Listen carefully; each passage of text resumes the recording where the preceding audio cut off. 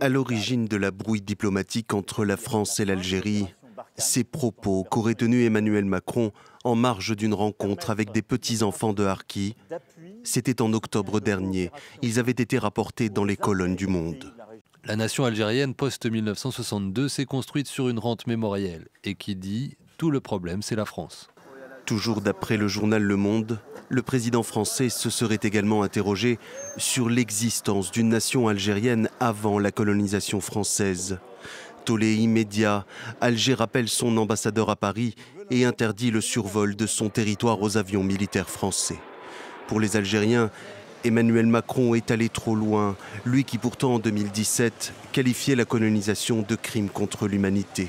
L'Élysée a depuis regretté, je cite, ces polémiques et malentendus, tout en multipliant les initiatives mémorielles, comme le rapport commandé à l'historien et spécialiste de l'Algérie Benjamin Stora. Mon souhait, c'est qu'il y ait un apaisement, parce que je pense que c'est mieux de se parler, d'avancer. Il y a sans doute des désaccords. La vie, c'est fait pour parler des désaccords. Et les sujets sensibles sont nombreux, comme le rôle de l'Algérie au Mali ou encore la question de l'immigration. Fin septembre, Paris décide de diviser par 2 l'octroi de visas aux ressortissants algériens.